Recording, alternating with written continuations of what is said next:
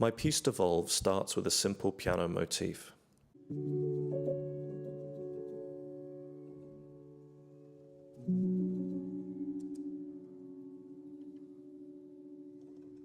The melody is duplicated and then looped. However, I extended the second loop ever so slightly in duration and panned one hard to the left and the other to the right. As both melodies play, they begin to unfurl, creating rhythmic and harmonic variation.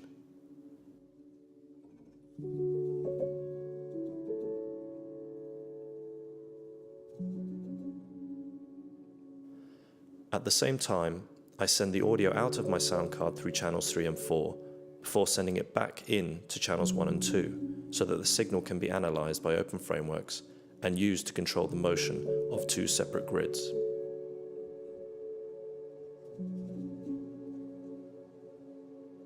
I use a controller to send OSC messages from Ableton to Open Frameworks in order to control both the audio and visuals simultaneously.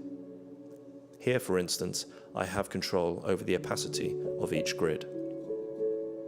And I have many other dials and faders mapped to control the intensity of various functions that manipulate transformations of each circle in either grid.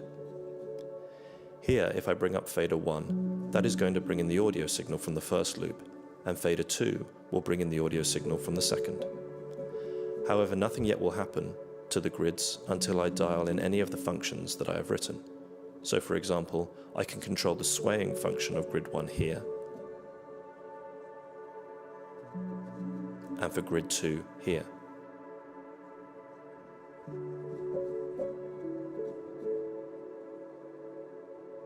And I have control over the X, Y, and Z parameters of grid 1 here,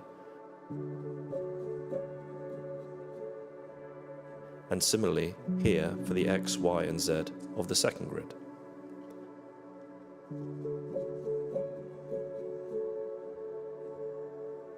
I can also control the direction of each grid's phase, generating more complex visual distortion as the two grids begin to move away from one another.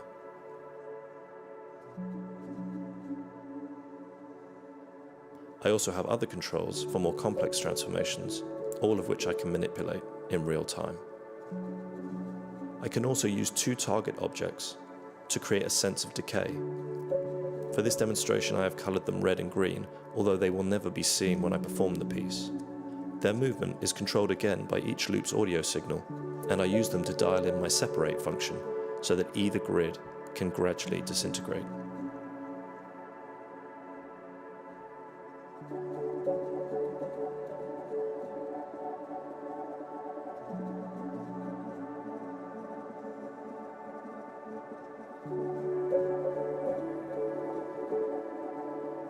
To create as immersive an experience as possible, I decided to use a 3-projector setup and gradually wrap the visuals around the room as the piece progressed. This took careful planning, mapping, and installation from a small simulation through to the main theatre where we performed.